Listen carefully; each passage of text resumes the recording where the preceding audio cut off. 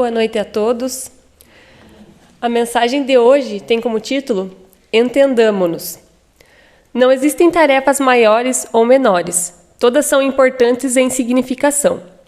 Um homem será respeitado pelas leis que implanta, outro será admirado pelos feitos que realiza.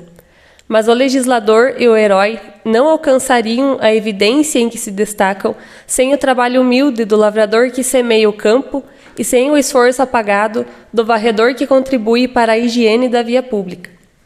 Não teis olhos, pois, no orgulho com que te presumes superior aos demais. A comunidade é um conjunto de serviço, gerando a riqueza da experiência. E não podemos esquecer que a harmonia dessa máquina viva depende de nós. Quando pudermos distribuir o estímulo do nosso entendimento e de nossa colaboração com todos, respeitando a importância do nosso trabalho e a excelência do serviço dos outros, renovar-se-á a face da terra, no rumo da felicidade perfeita. Para isso, porém, é necessário nos devotemos à assistência recíproca, com ardente amor fraterno. Amemos a nossa posição na ordem social, por mais singela ou rudimentar, emprestando ao bem, ao progresso e à educação as nossas melhores forças. Seremos compreendidos na medida de nossa compreensão. Vejamos nosso próximo no esforço que despende e o próximo identificar-nos-á nas tarefas a que nos dedicamos. Estendamos nossos braços aos seres que nos cercam e eles nos responderão com o melhor que possuem. O capital mais precioso da vida é o da boa vontade. Ponhamo-lo em movimento e a nossa existência estará enriquecida de bênçãos e alegrias, hoje e sempre, onde estivermos. Mensagem retirada do livro Fonte Viva. A palavra que eu vou trazer de hoje é desapego. Então vamos trabalhar um pouquinho sobre a questão do desapego. E é interessante porque para a gente falar sobre desapego, a gente precisa entender primeiro o que é o apego. Né? Aí eu trouxe aqui, segundo o dicionário da língua portuguesa, apego é um substantivo masculino que significa ligação afetuosa, estima, dedicação constante e exclusiva a algo. Aí eu destaquei essa última expressão, que é dedicação constante e exclusiva a algo. Né? Isso porque quando a gente se apega a alguma coisa, quando a gente dedica alguma coisa com todos os nossos esforços, nossa vida, nosso propósito, em razão de tornamos nossa vida ou nosso propósito ou uma razão de viver, aquela busca. A gente se apega a algo então. E quando a gente se apega a algo, isso também, vamos começar a pensar assim, que não é completamente errado a gente ter um propósito, a gente ter uma busca, ter um objetivo. O que é errado é quando a gente, se apegando demasiadamente, a gente acaba nos tornando escravos daquilo que a gente está buscando. Né? A gente foca tão fortemente naquilo que a gente acaba de enxergar todo o resto. E mesmo se a gente pegar a nossa visão, quando a gente foca em algo, a gente não deixa de ter uma visão periférica. A gente sempre enxerga, ainda que não focadamente, o que está ao nosso redor. Porque isso é muito importante, né? A gente pode focar, mas sem perder a visão do resto. E a gente, às vezes, entra nessa busca desenfreada por algo porque a gente acredita que isso vai nos satisfazer plenamente. Então, seja num aspecto material ou num aspecto espiritual, mas se eu busco algo é porque eu acredito que aquilo ali vai me preencher completamente, aquilo vai satisfazer meu ser em toda a sua, digamos assim, plenitude. E nem sempre é o que vai ocorrer, né?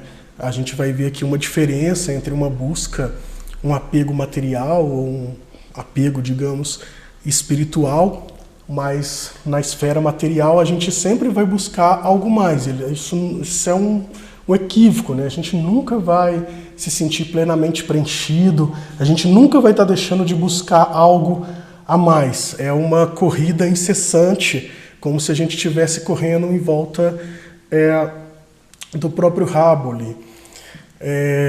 E como espíritos imortais que somos, somente o patrimônio espiritual é que nos sacia verdadeiramente a sede. Então, quando eu busco algo de natureza carnal, de natureza material, isso nunca vai me saciar a sede. É aquela questão.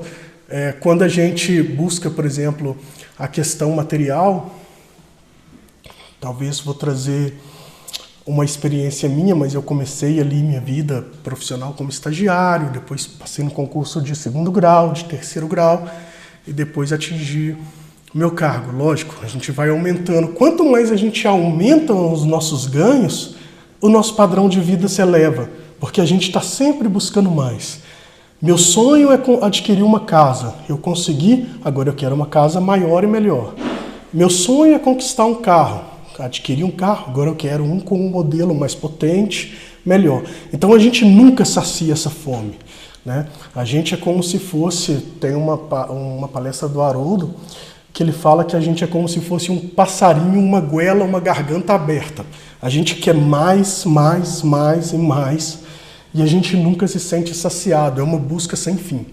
Isso quando a gente trata de questões materiais. Quando a gente trata de questões espirituais, a gente pode chegar a conquistas que são saciáveis, porque é uma conquista que a gente leva para a eternidade. Somos espíritos imortais, aqueles bens espirituais, aqueles valores morais que a gente adquire, a gente leva para a nossa existência infinita. Então isso sacia a nossa sede. E quem diz isso não sou eu. Vou trazer um trecho, está no Evangelho, um trecho em que Jesus conversa ali na beira do poço com a mulher samaritana. Então ele é um trechinho pequenininho, são 2 versículos, vou ler rapidamente. Está em João, capítulo 4, versículos 13 e 14. Então, resposta, a mulher samaritana, disse-lhe Jesus: todo aquele que bebe desta água terá sede novamente, mas quem beber da água que eu lhe der, nunca mais terá sede. Ao contrário, a água que eu lhe der se tornará nele uma fonte de água jorrando para a vida eterna.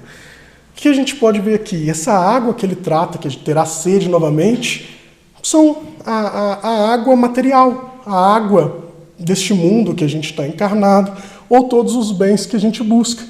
Porque ela não tem fim. Eu posso saciar minha sede, minha fome hoje, amanhã eu vou sentir sede, vou sentir fome novamente. Eu posso saciar minha sede com 1 litro d'água.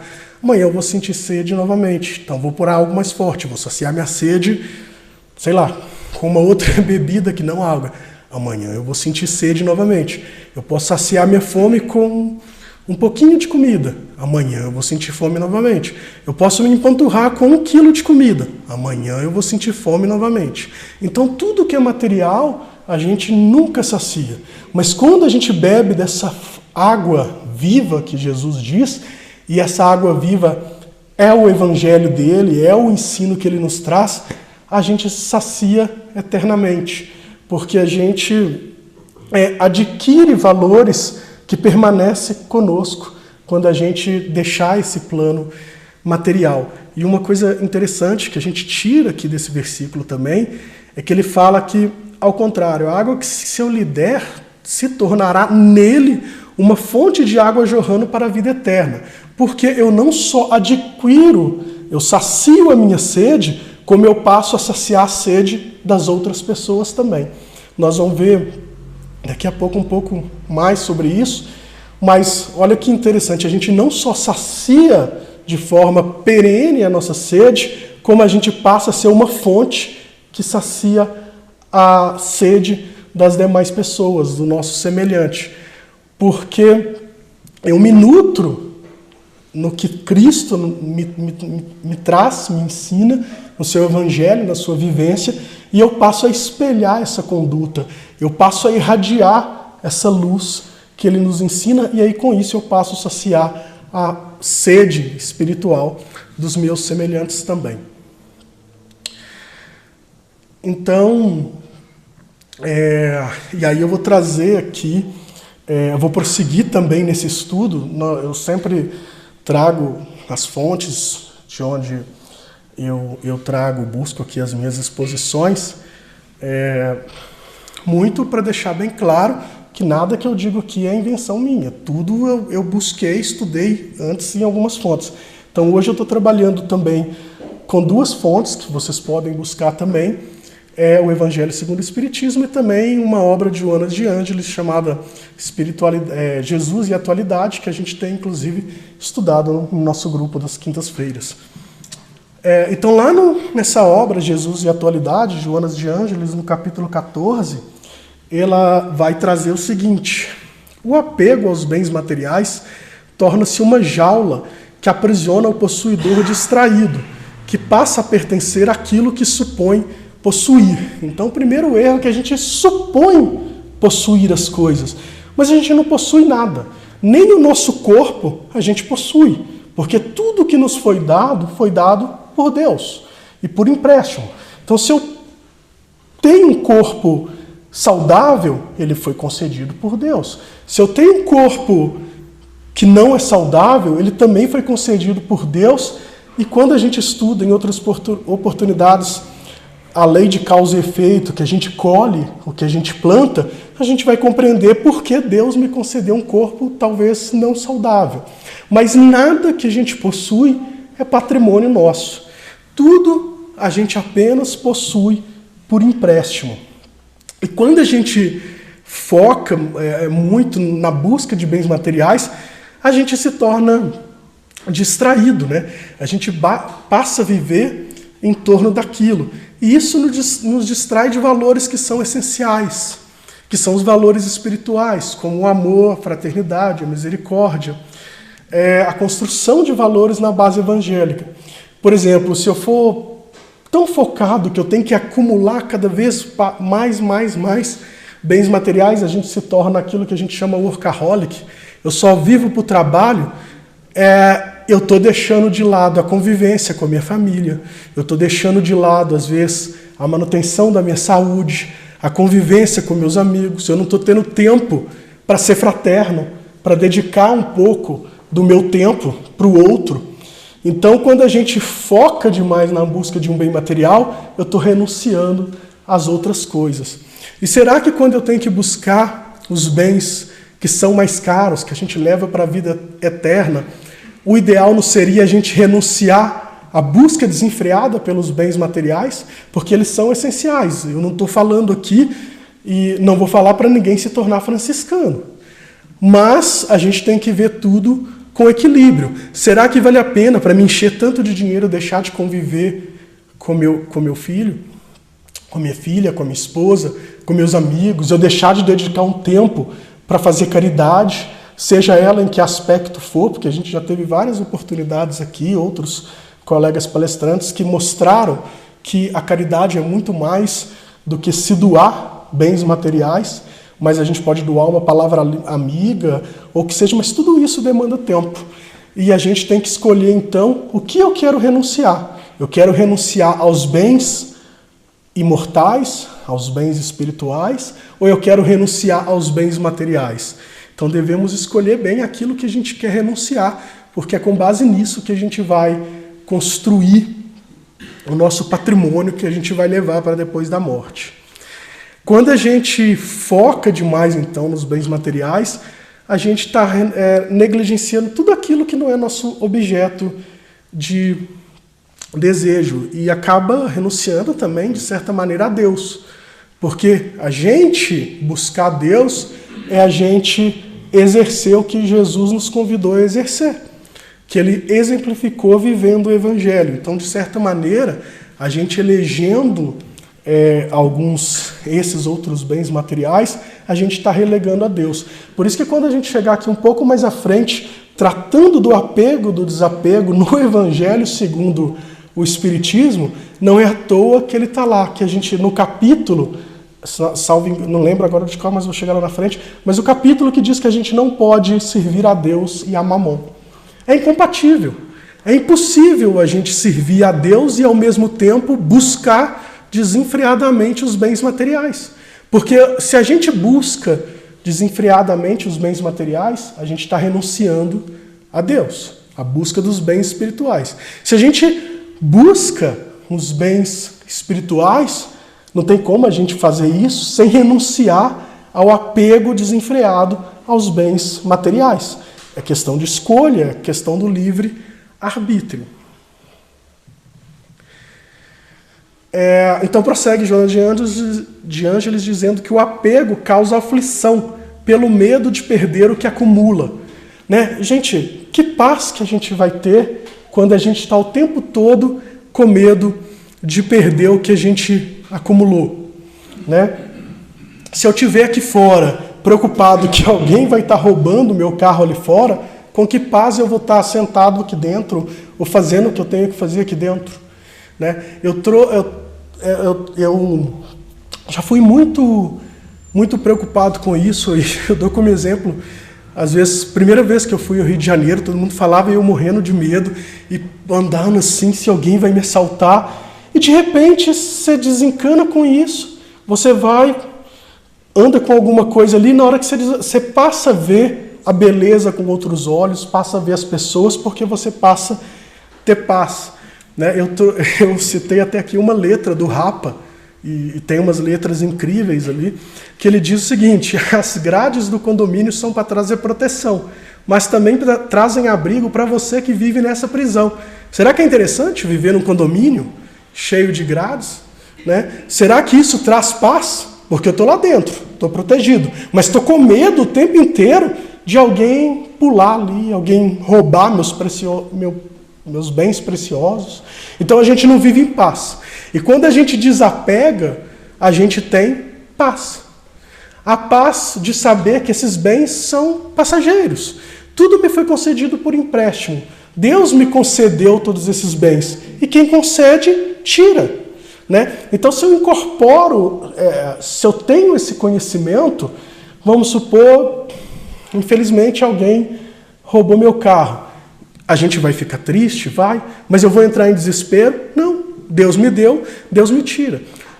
Reza a lenda que um dia alguém chegou para o Chico e disse para ele: poxa, mas por que você está tão triste assim? Poxa, entraram lá em casa e roubaram tudo. E dizem, não sei se é verdade, assim eu ouvi, que Chico virou para ele e disse: meu amigo, fique feliz, porque tudo que a gente tem é por empréstimo. E é tão bom devolver, né? Às vezes é tão bom restituir.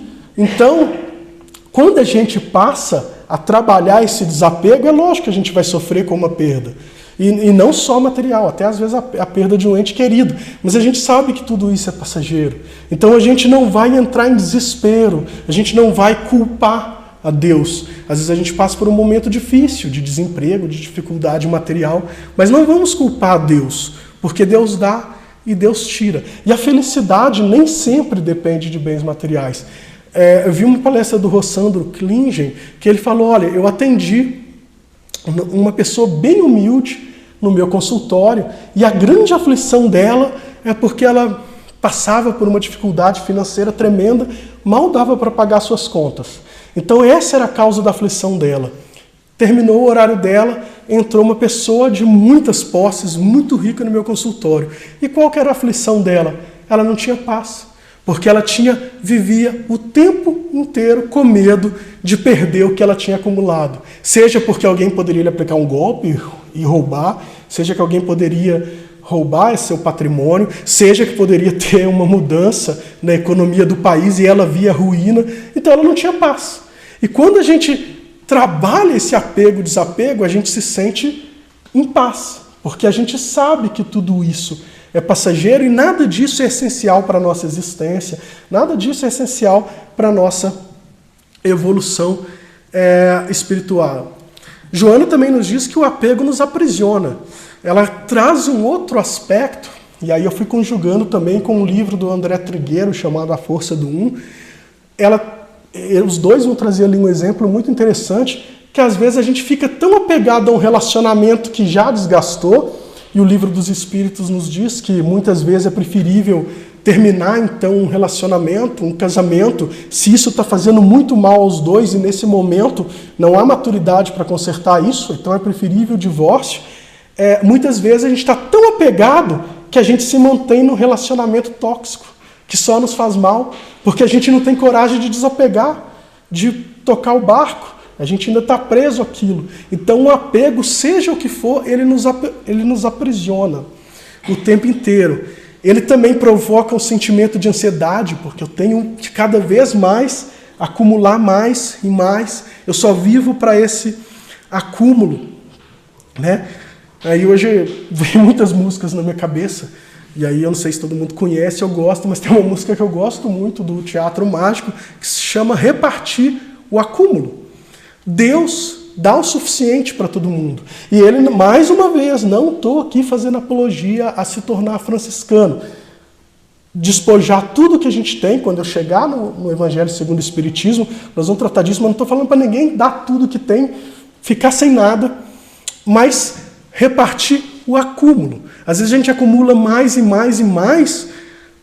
Qual que é a nossa função? Repartir. E isso, nós não vamos nos tornar menos, nós não vamos passar nenhuma dificuldade se a gente repartir o acúmulo, né?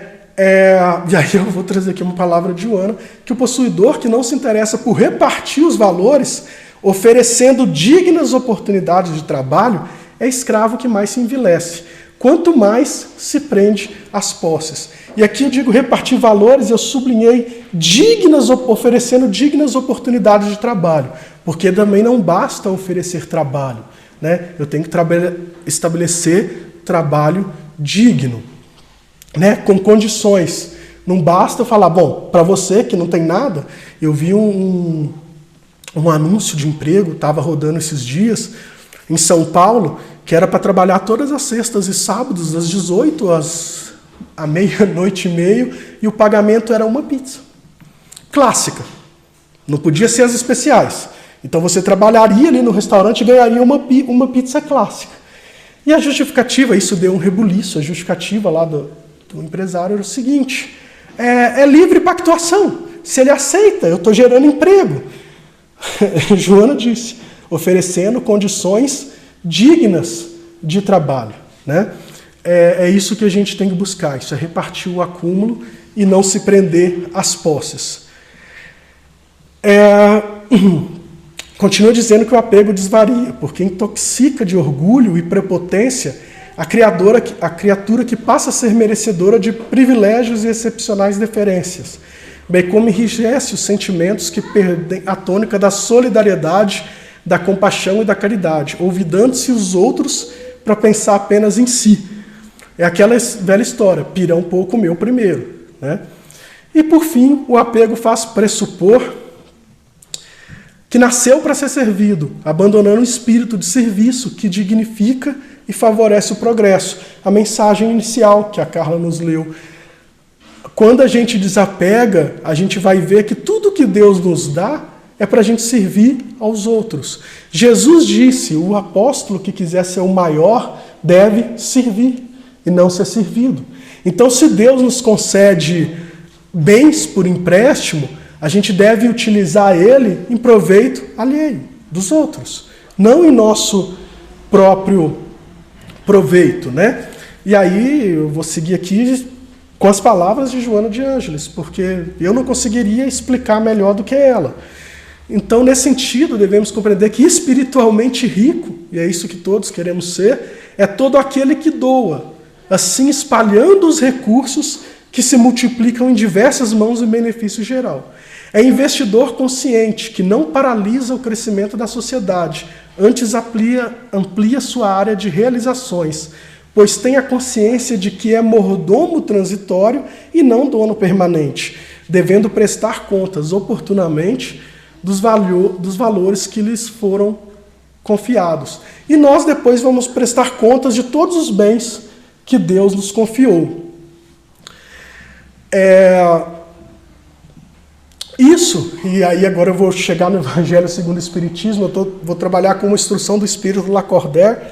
Ele diz o seguinte, a gente deve doar, porque, assim, a gente deve, quando Deus nos confia muito, ele exige muito. Por que a prova da riqueza ela é mais difícil do que a da pobreza. Porque se Deus muito nos deu, muito será cobrado. Se Ele nos deu mais, é para a gente gerar riqueza. Mais uma vez, não estou falando doe tudo, fique sem nada. A gente tem que gerar riqueza de forma digna, né? E quando ele traz também Lacordaire o orgulho, é que muitas vezes a gente acaba pensando, tá bom, mas eu consegui tudo por meu mérito próprio, tudo por meu esforço. Se ele não tem nada, é porque ele não se esforçou, né? Não. A gente deve sempre ajudar. A gente deve repartir, concedendo, suprindo as primeiras necessidades, as necessidades mais básicas do outro. E depois eu tenho que usar os recursos que Deus me confiou para que o outro possa prover a sua própria subsistência. Obviamente que cada um tem que prover a sua própria subsistência, mas eu tenho que dar condições dignas para isso, né? Eu não posso simplesmente, é lógico, que alguém que está passando fome vai se submeter a trabalhar um dia inteiro por uma migalha de pão. Ao final, ele precisa ser suprido nas suas necessidades mais básicas. Então, a gente deve colocar a serviço do outro aquilo que nos foi confiado por Deus, de forma digna, para que o outro possa, suprir da sua necessidade mais básica, gerar seu próprio sustento, sua própria sustentação.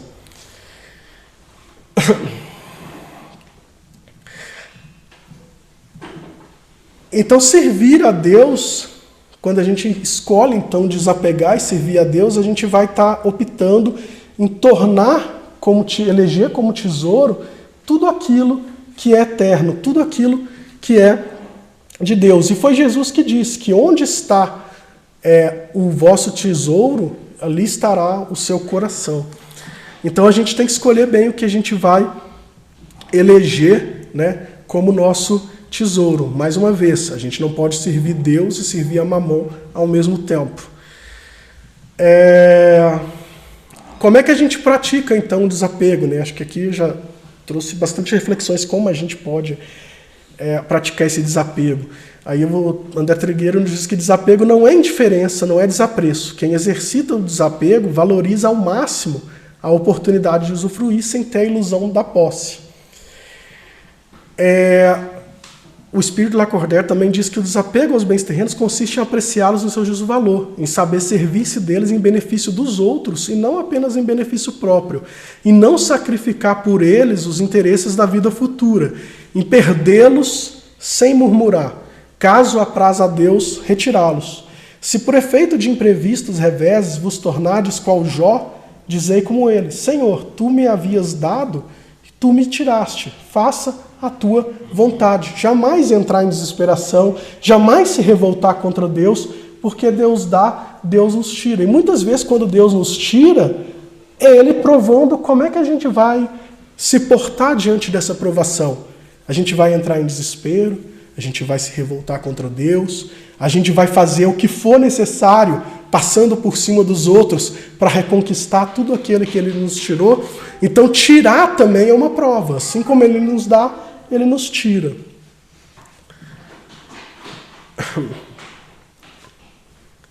Então, devemos fazer bom uso dos bens que Deus nos deu, exercendo a caridade, né? E muitas vezes... Vou pular aqui, vou chegar para chegar ao final. Vou trazer o próprio Lacordaire traz para a gente como a gente deve exercer então esse desapego, praticando a caridade dentro das suas possibilidades. Esse homem que declara conhecer todo o valor do dinheiro e maior será o seu merecimento do que aquele que, nascido na abundância, ignora as rudes fadigas do trabalho.